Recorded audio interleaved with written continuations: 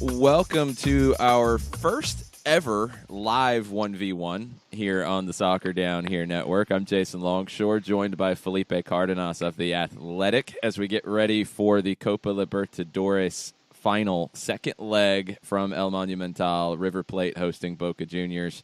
Felipe, how are you this morning? I am doing very well, Jason. Good morning, and good morning to all the listeners. Thank you for joining us.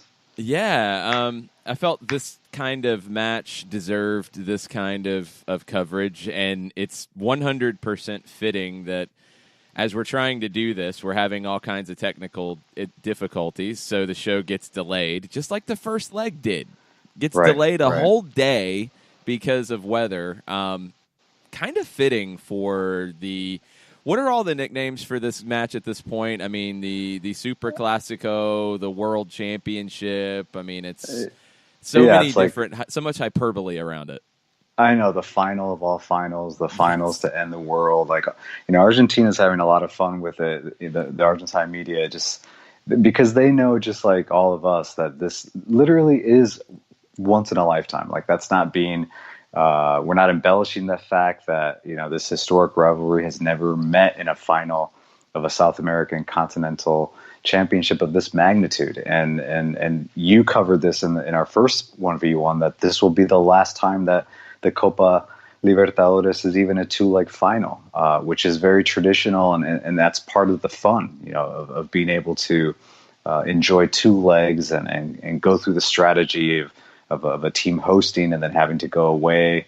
And so after this year, we're going to a one-leg final at a neutral stadium, which to me, honestly, just it could be great. We don't know yet, but it really does change just the aura of the tournament. What I grew up with, I remember vividly looking forward to these finals, the two-leg finals, because I really enjoyed seeing the different types of atmospheres in both stadiums, and getting to know fans and supporters from sides that I wasn't familiar with. Big clubs from Uruguay and even Paraguay, and in the later years, in the late 2000s, when really the quality of the tournament dipped a little bit. I mean, you had teams from Ecuador, unknown teams from Ecuador, getting into the finals and playing, teams from big time clubs like Atlético Nacional having to go play in high altitude of Ecuador. So that's part of the Copa, seeing South American soccer at its best, and this one just takes it to the next level. Yeah, I'm with you. I would much rather see a two-leg final, period. We've had the big conversation all week about the proposed changes to the MLS playoff format. And it's different because it's more of a cup at the end of a season, not just a separate cup. But I think you lose a little bit when you don't have the two legs. You have a different level of strategy. Both sets of fans get their opportunity to show what they're all about. You get that flavor of both clubs. So I'm all for two-leg finals, and it's kind of fitting that the final time we're going to see this, at least for now, in the Libertadores, is Boca River, something we've never seen before. So let's set the table a little bit. Boca chasing their 7th title, River chasing their 4th. 2-2 coming in. Away goals doesn't matter. That has nothing to do with it. Extra time won't happen. You'll go straight to penalties at the end of 90. The first leg was not what we expected. I think everyone kind of thought it would be cagey, it'd be, a little defensive, and 2-2, pretty wild match from start to finish. Absolutely. I think when you get to finals, so often teams play not to lose, right? They get safe, they get almost too tactical in a sense that, especially in a two-leg final, they don't want to lose the final, in the first leg. And if you're playing at home, you should be on the front foot. This is what I noticed in that first leg, and I agree with you. I was expecting a closer, a tighter match, one that was going to be, very tactical from both sides. What I think happened, and this is what I love about Marcelo Gallardo. I think his teams, they're the ones that really set the tempo for big matches, in any match really. And even though they were the away side in the first leg, and we expected them to maybe play for a result, play for a 1-1 tie or 1-0 victory, so that they can essentially win it at home. I think even though they played a 5-3-2, they were very attack minded because it's just in their DNA. They have players on the field that want to go forward, and so I think that really forced Boca Juniors to then come out and be a little bit more forward thinking and attack minded. I don't think that's the Boca way under Guillermo Barros Schelotto. I think they're a team that can attack you. They play a 4-3-3. They have attacking players. But in my opinion, from what I know about him and what I've been reading and studying from the team, first of all, he's not known to be this, advanced tactician. And I think he is one that wants to kind of see how the game plays out. I think he comes in knowing that he just, doesn't want to lose, doesn't want to lose a game. And if his players individually step up and get a result for him or cause, get an early lead, then that opens up the game for him. Gallardo I think he has players, and I think that's because the type of player he was too, that step on the field and they might know what they want to do. They have the instructions and the style of play and the tactics right. But they really do kind of just get out there and play. And that's what forces a game to get wide open. And I think today, I'm going to say it again, I might be wrong, but I think, today is the day that this is the type of final, the final like 2-2, no away goals, where I would not be surprised once again if they come out a little bit safer at the beginning and get to know each other and see who's doing what tactically the teams are doing, what wrinkles are they introducing, because you don't want to go down in the first minute. You just don't want to lose this game. And I would not be surprised if both teams, despite their identities and what they've showed throughout the season, come out a little bit more, I think just waiting to see how each other comes out and plays and goes out just somewhat safer at least in the first 15 to 25 minutes. And correction, there will be extra time, but away goals don't count if it's level at right. the end of 90 minutes. That was my bad. It's a little confusing because every competition has different wrinkles on it, on how that works. So this will be the last time we have to remember the Libertadores final rules with away goals. So 2-2. We're coming into it. Both teams have questions. Both teams have some issues with their preferred lineup. And that's going to be interesting to see what Schelotto, what Gallardo do here. River's going to be without Rafael Santos Borre, who's suspended. Ignacio Scocco going to miss due to injury. What do you think River does in light of that? Yeah, that's a great question. And I think that's what's really fun about these two coaches. Gallardo, I would invite anyone to find and follow Daniel Edwards on Twitter. He's based in Buenos Aires and he covers the Argentine League very well. And he wrote a piece on Gallardo today. Might have been last night, but you can find it today and read it because it goes into how his Gallardo's skill as a tactician, how he's really coming up in Argentina and globally as well, where you have coaches like Simeone, Pochettino, even like an old school guy like Bielsa, who those are the guys you think about when you think about just, kind of soccer IQ as a manager. And Gallardo is coming up and he's in that conversation as someone that is just very knowledgeable of the game and really has a lot of confidence in his players. And so throughout the week, based on what you said about with the injuries, Scocco's out, Borre with really just a bad yellow card that he got in the first leg, which is forcing him out of this final. So because they don't have two of their preferred attackers up front, two strikers that will not be playing for them, Gallardo practiced with 3 different formations this week. So he went with a 5-3-2, tried that. And this is based on the Argentine media that has access to training. And they were reporting throughout the week. So he started with a 5-3-2, then he went to a 4-3-2-1, and then finally ended training with a 4-4-2. And each time the wrinkle was up top. So you might have had like a Pity Martinez playing similar to the way that Miguel Almiron has played in the last few matches for Atlanta United, as kind of like a withdrawn striker. And so that is a possibility, knowing that Skoko, who's a guy that just can score goals for you. He's a little bit more dynamic as a striker. And I think that's why Gallardo likes him, because he can play. He's not just sitting up there with his back to goal.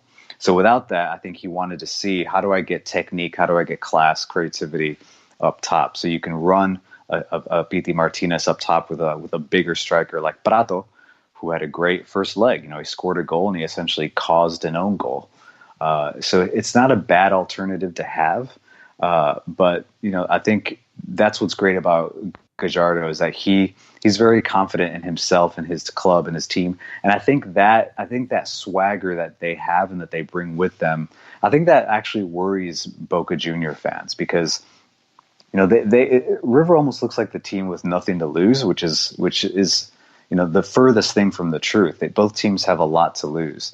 But there's, River Plate plays really loose. They just go out there and play.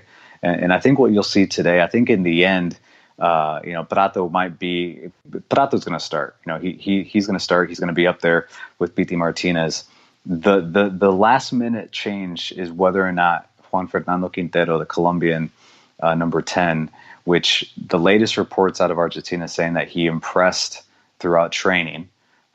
If he's going to go and line up with Pity Martinez, I would doubt it. I think Gallardo likes to kind of bring on either Pity or Quintero late in a game or in a second half, and to kind of change it up. But I think we'll see Prato and possibly just an attacking midfielder to really cause some problems.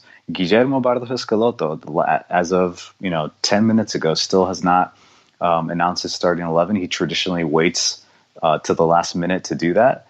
And I don't think we'll see, other than Pavon being out injured, we should still be a traditional 4-3-3. We may see a 4-4-2, a bit more defensive. But we talked about that the first leg. Their central midfield is very important to how they play. Even though they have three great attackers, it looks like Tevez. We'll probably see Tevez from the get-go, with Pavon out. One of the most successful Argentine footballers in history, Carlos Tevez, which today I read he would be playing for his 26th title. I mean, that is just it's insane. And so he's probably going to get the start instead of an injured Pavon.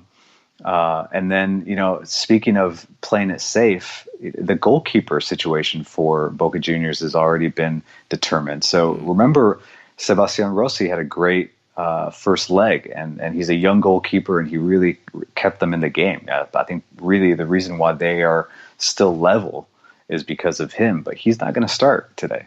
He's not going to start. Andrada, which is a 27-year-old goalkeeper, Argentine goalkeeper, 6'4", really, untraditionally huge for a South American goalkeeper. And here's a nugget: an ex-teammate of Miguel Almiron at Lanús. So he's going to get to start. A big-time goalkeeper as far as just presence in the box. And today I was reading about his history in penalty kicks, and he hasn't had a lot of opportunities to do so, but I think he has like a 20% success rate. It doesn't sound great, but that's just because he's a young goalkeeper. He's 27. He hasn't really had a lot of opportunities. But I think if you get to PKs, which is what these coaches are thinking, a 6'4" goalkeeper could be pretty intimidating. And so I think that's part of the decision there to bring on Andrada to start at goalkeeper for Boca Juniors. Yeah, and Andrada's come back from a broken jaw. He returned in the match over the weekend against Patronato, which was interesting in and of itself. I was talking to Howard Hamilton of Soccer Metrics about this. River didn't play over the weekend. Boca did, and I've read some reports that Boca was completely fine with having this match because they were going to play reserves anyway. But it was an opportunity to see if Andrada would be ready for this. It was almost a match for him, and they liked what they saw, and he's going to get the start instead of Rossi.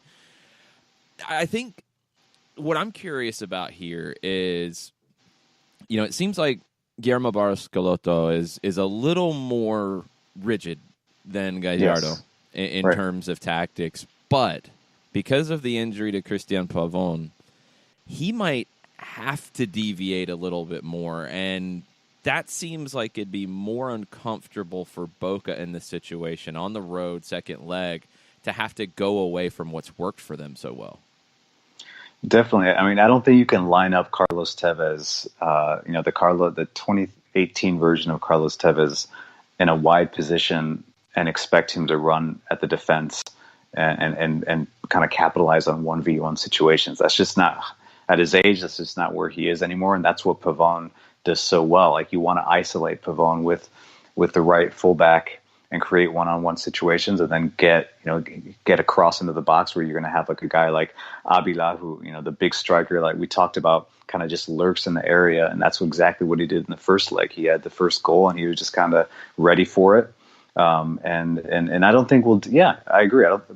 Tevez just isn't that type of player anymore. And he is, like most strikers do that play wide early in their careers, he is now drifted more centrally and become more of like, a playmaker. He's not scoring as many goals, but he's still very important to this team. He's, just what he represents to the crest, the Boca Juniors crest. And as a leader, that's something that, can come up big, can be a factor in a huge final like today. A guy that's been there before, that is completely fearless, that really embodies the emotions and the passions of this rivalry from the Boca Juniors side. I mean, Carlos Tevez grew up in the humble neighborhoods of where that club sits today, and he's never changed.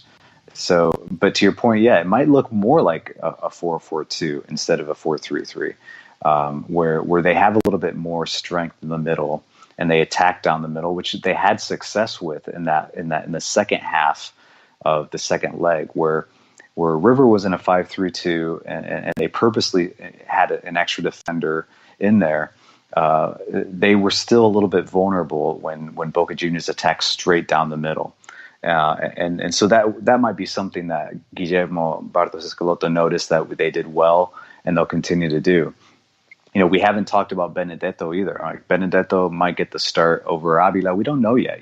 Those are things that Schelotto just doesn't want to say until it's the last minute. I think honestly, it's because that's the type of manager that he is. I think he's really thinking about like who's the best central striker to go with, from the first minute. Who's the better one to come in if I need him, if we need a goal, or if we need to close down the game? I mean, Benedetto's been the guy just because of his fitness to come in late in a game, and he pretty much has sealed a lot of games lately with a goal.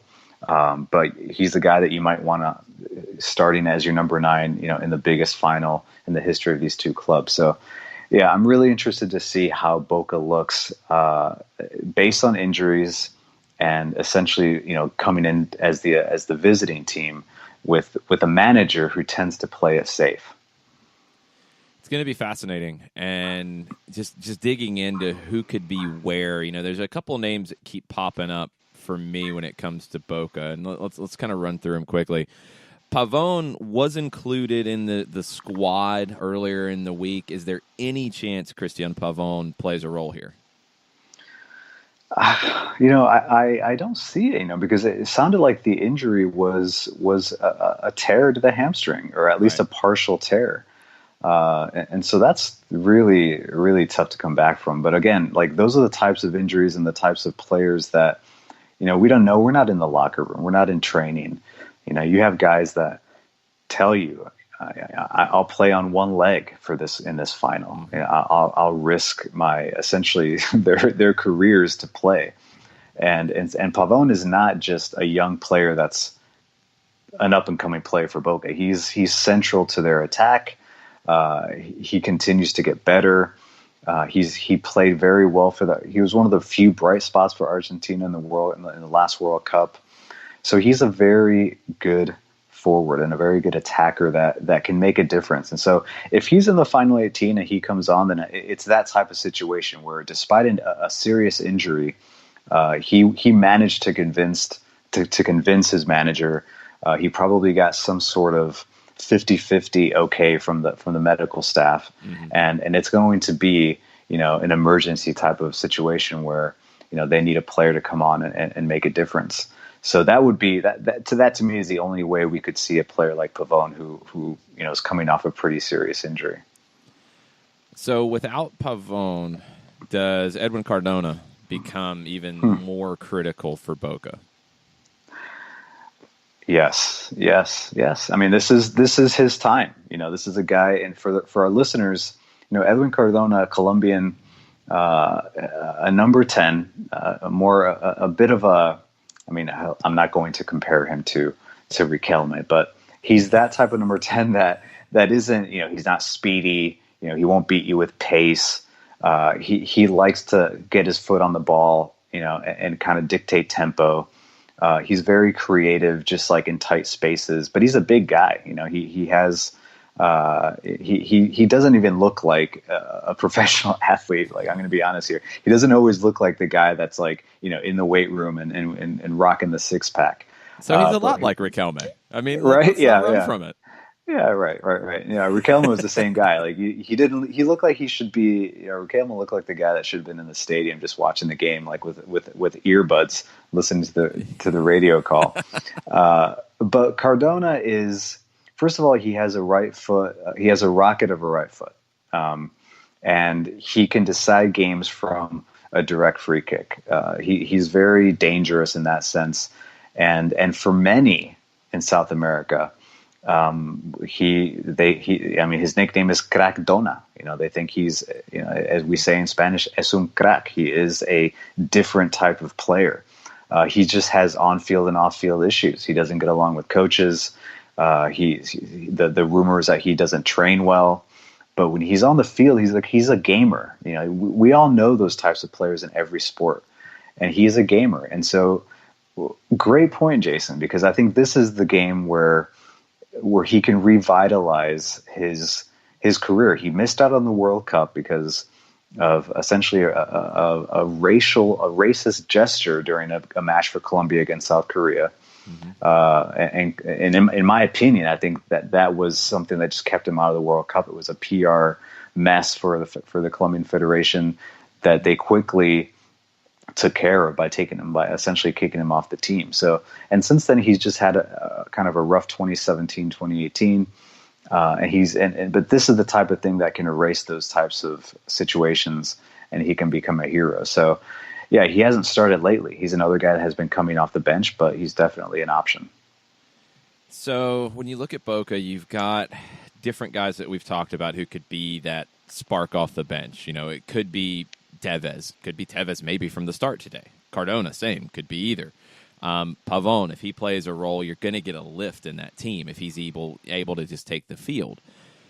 Who does River have like that? And if they don't really have that guy on the bench who's the game changer, is that why you think they might not start Quintero and PT together to give that game-changing element off the bench? Well, yeah, I think the one thing that Boca has that River doesn't, perhaps, is just they're a little bit deeper. Boca has a little bit more depth, and that's just product of the team that they've built and the funds that they have. They have a guy, Mauro Zarate, who until recently was playing in Serie A. He has an international career. He's won a lot in Argentina, but he's played in Europe.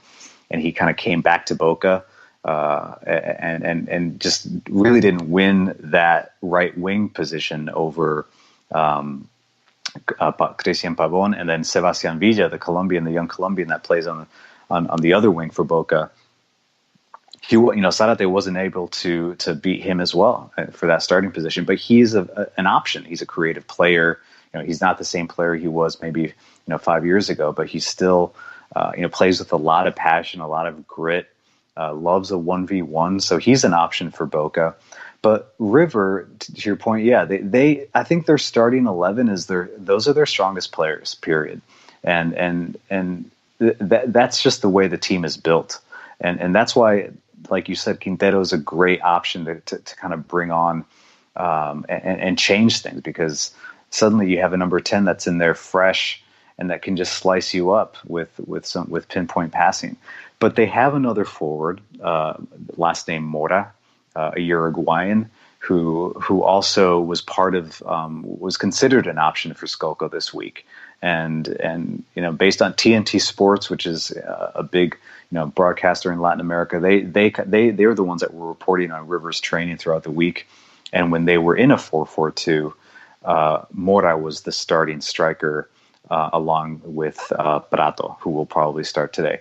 Mora is when I see him play, he's kind of like an annoying guy to have to deal with if you're a defender. He just is kind of relentless, but good on the ball, pretty skillful, but not a guy that, he's a guy that'll just constantly be breathing down your neck. A good player, a very good player, a gritty Uruguayan central forward that I think is still a good option for River if they need him. But what you see is what you get with River Plate, and that's what's just made them good. The confidence of knowing that their starting 11 is out there, to win the game.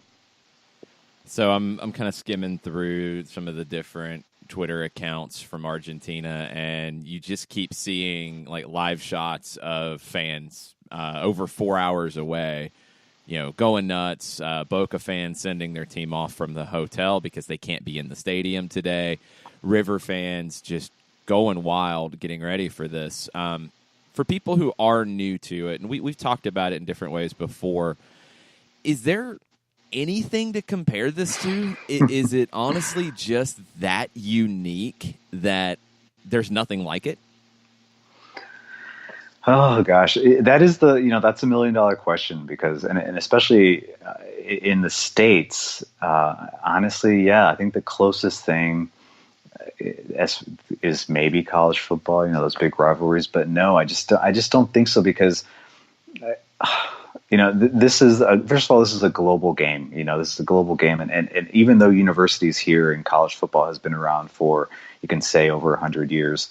I think there just there's so much more of the passion and the emotion of soccer in general all over the world. And when you go to Argentina, the notion that, it's more than a sport, it's a religion. You hear that in different places around the world, but it's true there. It really does decide. It has societal impacts on a country, these types of games and these clubs in general. Something that I would ask the readers to do also is, before the game, find Rory Smith on Twitter. He writes for the New York Times. He covers international soccer, and he had a great piece on this rivalry and what it means and what he's seen in Argentina, the types of players or the types of the environment. There were actually public service announcements throughout the week on AM radio, FM radio, instructing people that may have health problems to please visit their doctors, and essentially stock up on your heart medicine before the game, and to be prepared for that. And the main radio station, which is, according to his article in the New York Times, which is Radio AMF 550, Radio AM 550. They've even gone a step further, and they have dialed down their emotion when they call the game, the analyst and the commentator, so as to not, essentially boil people's blood that are already extremely excited and emotional about this game. And they're calling it like a Zen broadcast. This is according to Rory Smith, which it says, and I quote, they will be running a so-called Zen broadcast of each leg, dialing down the noise from the crowd and replacing it with relaxing music. And so the two commentators, whose last name are Urangani, they were also going to lower their tone of voice and talk at a slower pace and describe things matter-of-factly.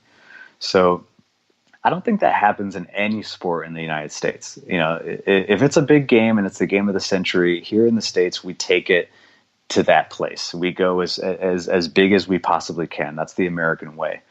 In South America, I think they understand that they need to be careful. They just simply need to be careful, because people and the passion, it can get out of hand.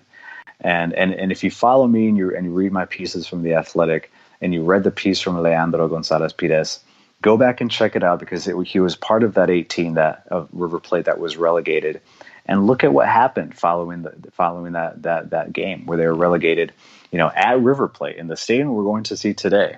50,000 people in there, and it just caused all kinds of just like damages, $1 million damages. People were injured. There were deaths, just like violence in general. That is the saddest part about South American soccer, but that does not make it, any bigger or less than European soccer. It's part of just the emotional and passionate pull that these types of games have. It's just different. Yeah. It's not a better or worse. It's very different. And there's nothing like it in the United States. One, I'm kind of glad because I don't know if Mike Conti and I could do a Zen broadcast. I don't think we're capable of that. I was going to bring that up today. I was going to bring that up to you. Could you imagine Mike Conti and you, Mike Conti's goal calls are now, they're famous, really. It's part of him. Imagine tomorrow in the game against the New York Red Bulls, you guys having to be like, okay, we need to calm this down because the people are too amped. That's what they're doing in Argentina. No, and that's what they're doing in Argentina because it's actually like a public health scare. It's a public health situation. It's crazy.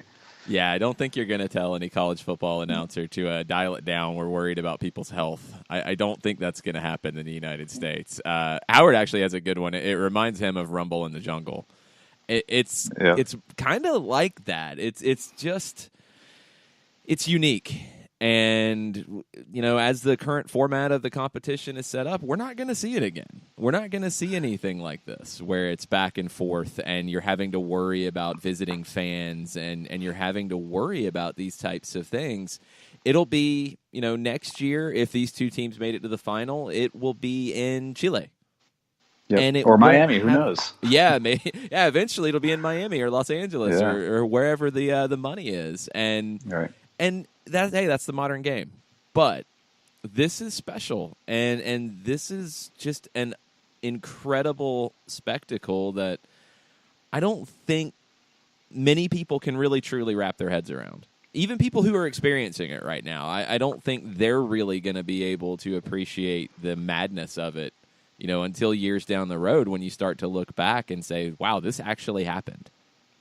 Yeah, and everyone I think that's listening and that's been following, this matchup saw what happened when Boca Juniors opened their stadium up to the public for training, and it was great. It's a great video. It really does describe, to a T what Boca Juniors means to their fans. But I'm going to take it a step further, and I thought it was very strategic from the club to. The gamesmanship that's part of this game as well. It's a rivalry. Like who's the bigger club? Who has the bigger following? That's pretty much River Boca. That's one of the side matches that happens in every rivalry match. Like who is the bigger club between those two? And I thought Boca Juniors opening up their stadium to the public, and then essentially creating content for that. Was part of this aura that the club has, and it was a great way for the fans to essentially bid farewell to their club, to their players. As I read in a piece today, a fan said, we sent them to war, and that's for the club, for the players going into such a tense match. Knowing that they have, their fans behind them, 100% fans that cannot get into the stadium. Let's not forget that away fans are not permitted in either leg.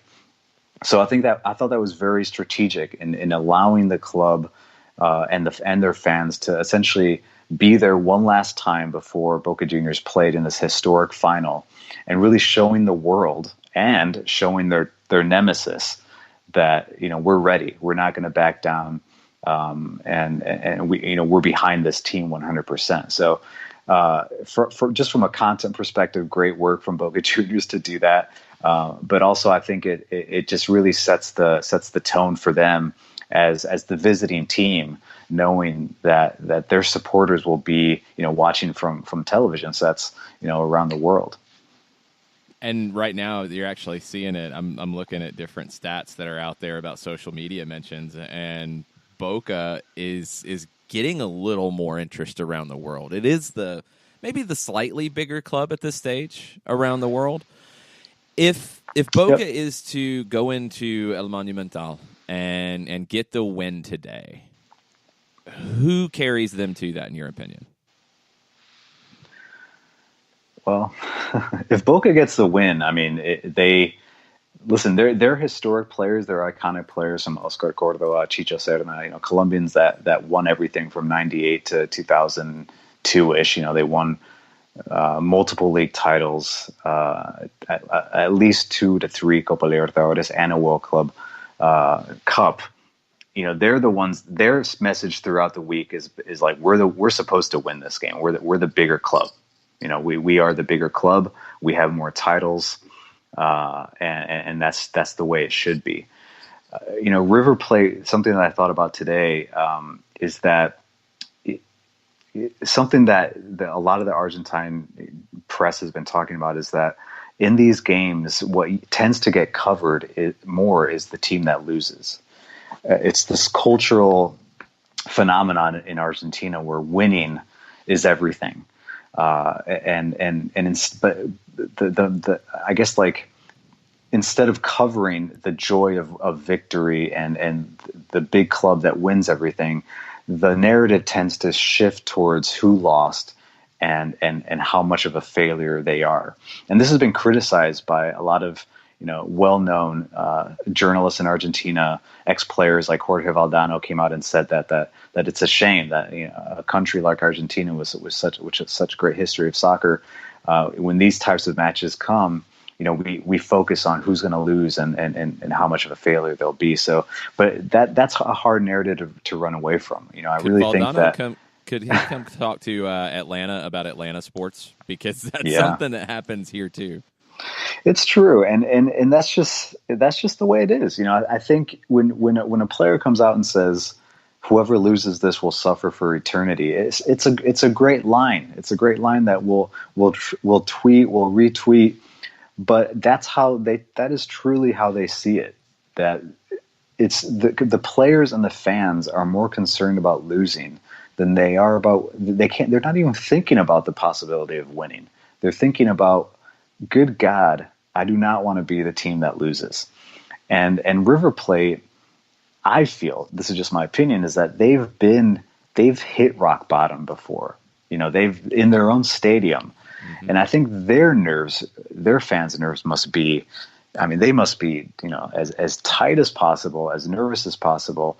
The anxiety must be eating people up, because they've been here before. When they were relegated, they didn't think it could get any worse. Well, guess what? Losing this final, you could argue, would be just as catastrophic for this club, just because they would have to live with it forever. So Boca, in some ways, is an underdog going on the road in the second leg, and in some ways they're the favorite because they've been the bigger club in this competition. They have more trophies in the competition. They're probably the bigger club at the moment. But when you dig into it on Riverside, Gallardo this is his 11th final with River Plate. Yeah, and he's been there 4.5 years. He's won 7. Mm-hmm. The guy's won in finals. When it comes down to it for River, what gives them an advantage today? Who is the player, or what is it about River Plate that makes them the favorite today? Well, I think you said it. It's their manager. I think it's their manager. I think that's why he is so coveted right now and has so much praise and admiration in world football. And when I wrote that piece about the possible candidates to replace Tata Martino for the Athletic Soccer, he was my number 2. And the only reason why he was my number 2 is because there have already been early reports, and even before Tata Martino, Atlanta United spoke with Guillermo Barros Escaloto about coming to Atlanta. So there's a relationship there that's already been formed.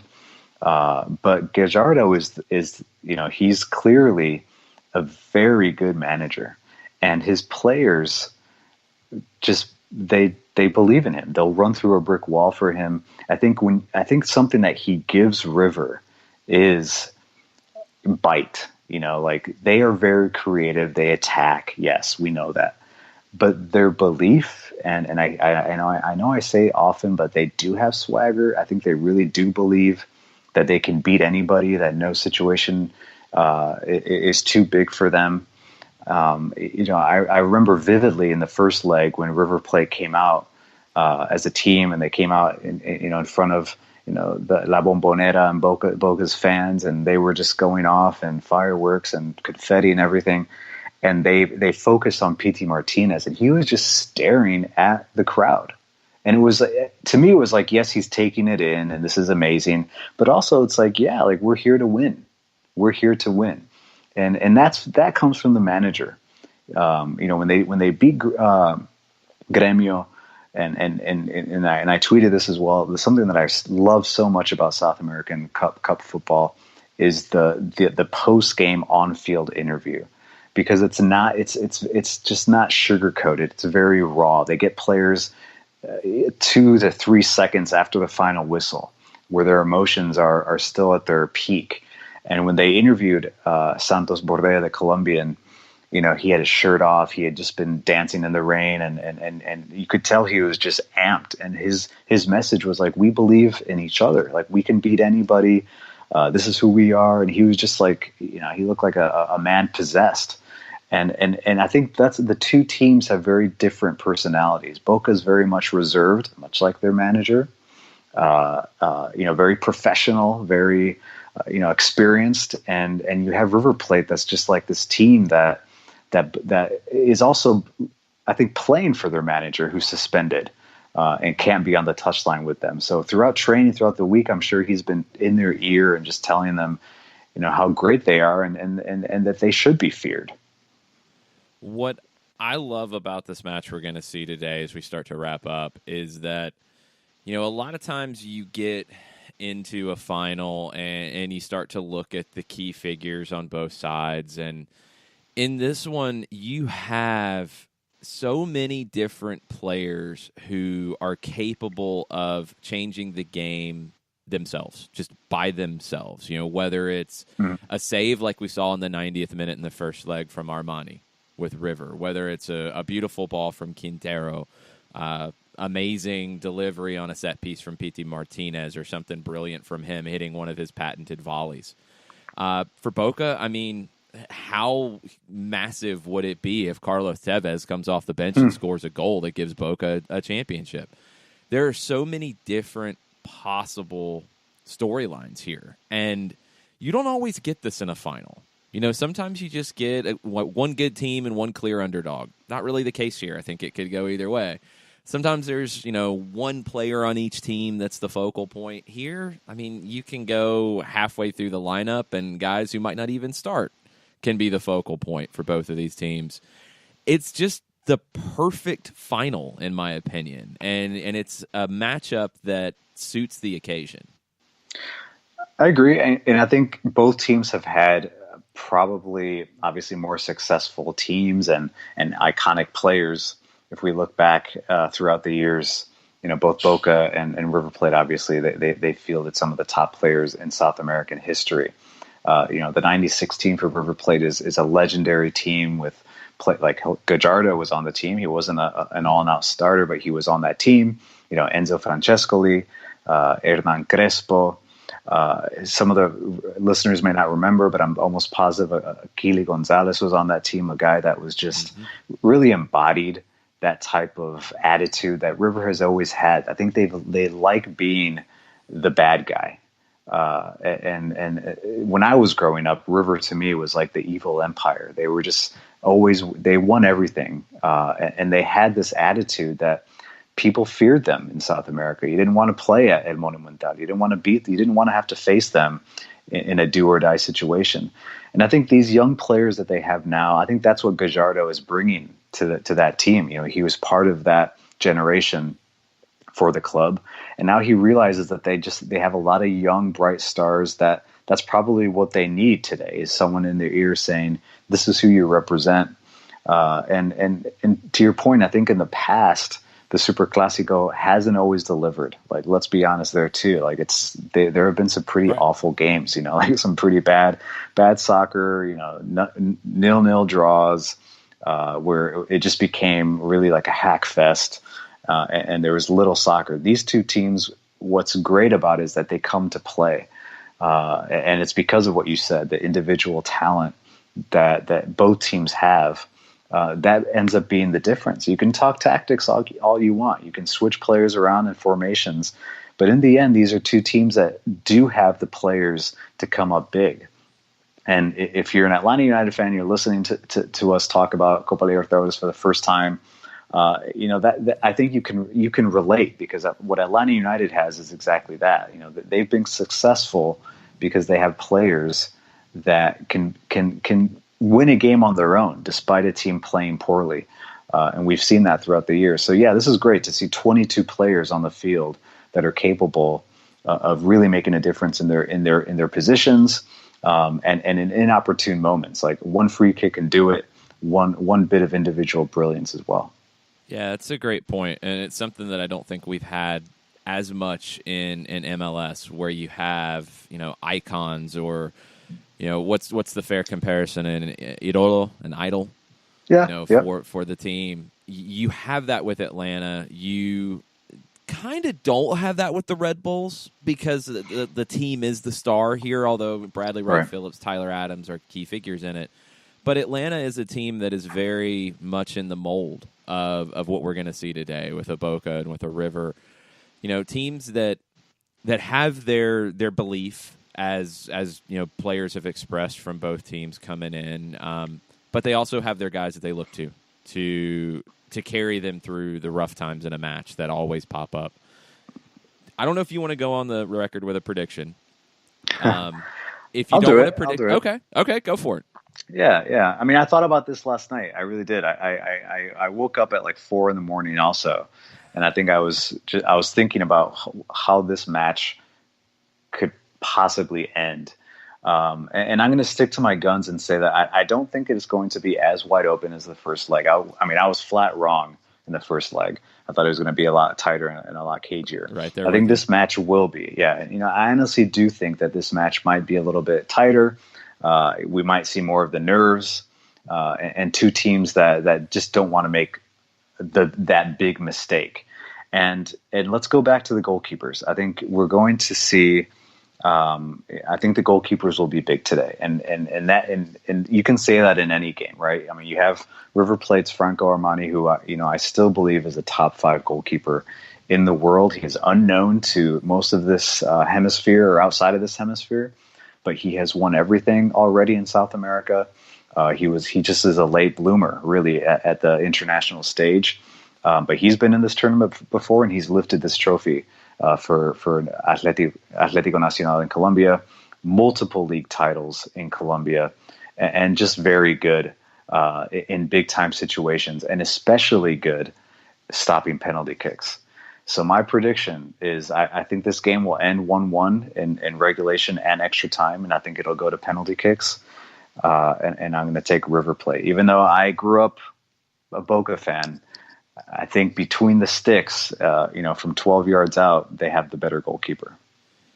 Yeah, I think being at home, they have that. I think Armani is the better goalkeeper. I agree. If there's an issue with Esteban Andrada and Schelotto gets this wrong with going back to Andrada and instead of playing Rossi, who has been excellent, that's one of those questions that will haunt him. Yep. That's what both of these managers are facing. If there's a decision in the lineup that is wrong and proves to be wrong early in the match, that manager will be, that'll be talked about for probably the rest of their career. That's what kind of match we're looking at.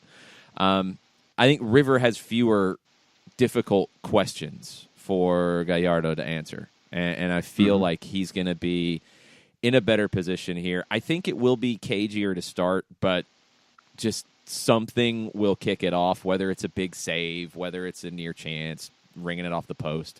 Something will kick it off midway through the first half, and we'll get, I think, the topsy-turvy type of final. Maybe not as many goals, but those ups and downs that are to be expected. I don't think it goes to penalties. I think River wins it in regulation.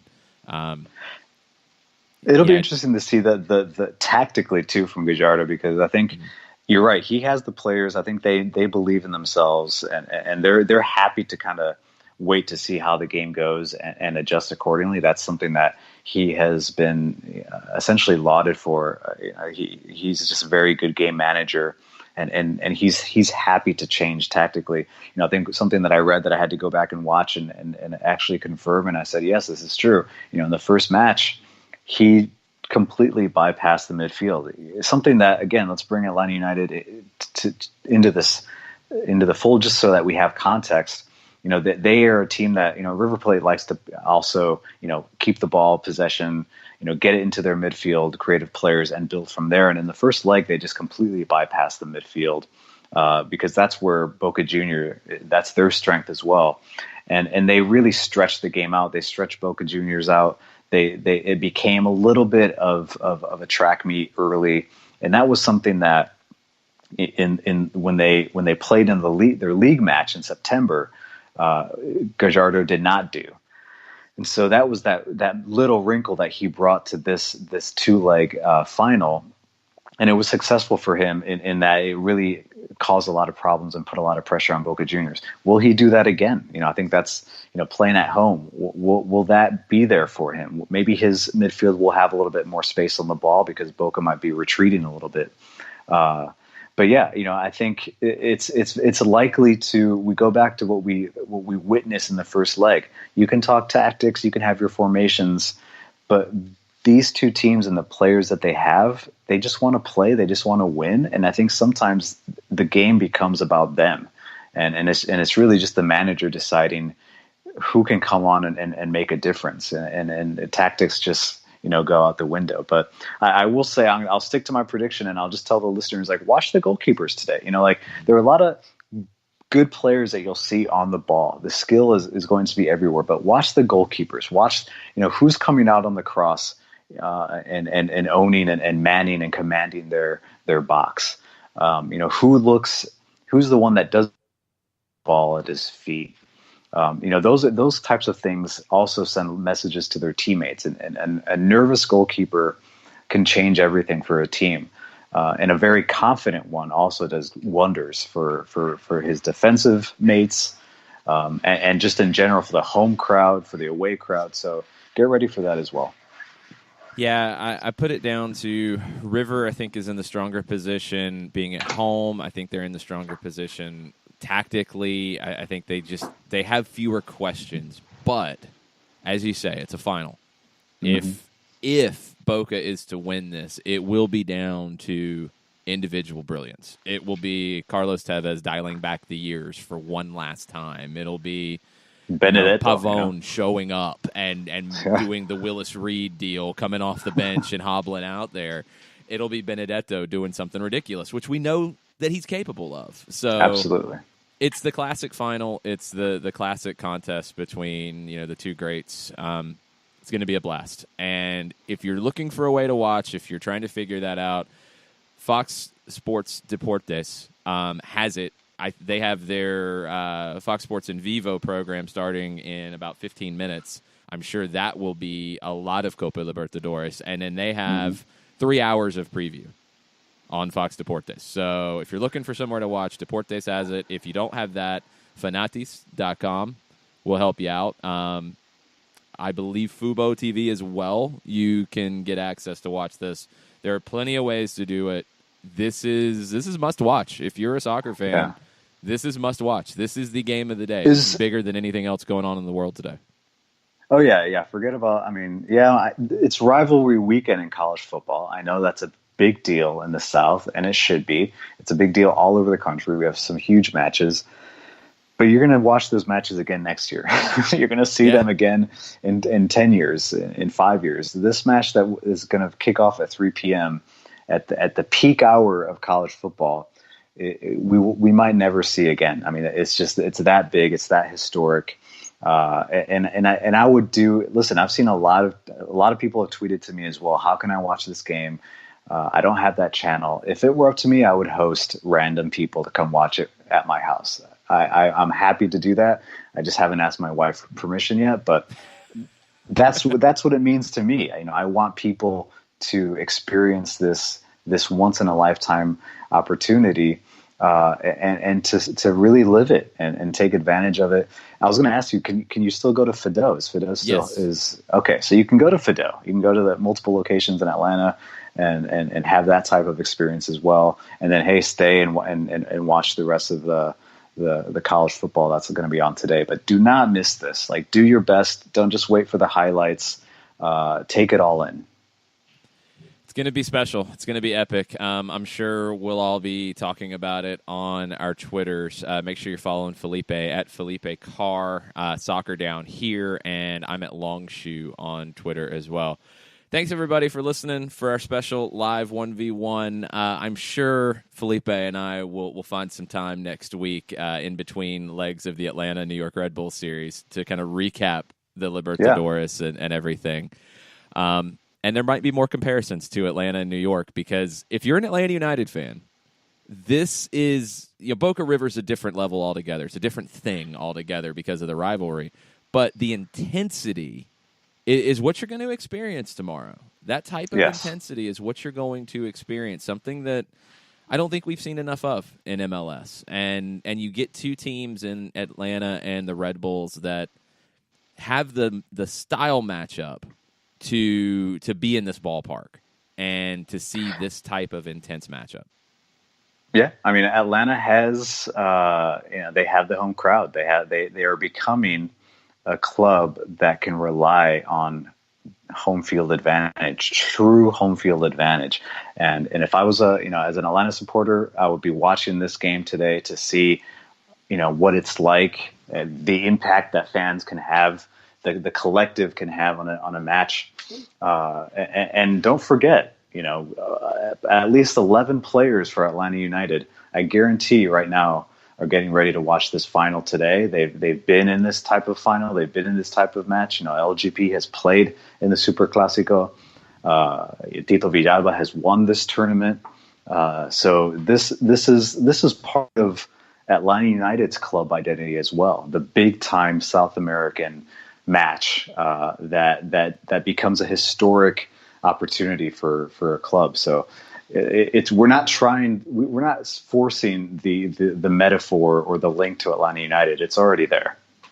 Yeah, and if you're kind of wondering about Atlanta United's style or Atlanta United's just intrinsic who they are as a club, watch this today, and you'll get a sense of it. If it's different to you, if you kind of wonder where it comes from, this is it. This type of match, this type of craziness, this is where it comes from. So 3:00, just after 3:00 kickoff, buckle up, tweet at us, and I can't wait. I know you guys can't either. It's going to be a blast this afternoon. Thanks, everybody, for listening. Mucha plata, y'all. We'll talk to you next time.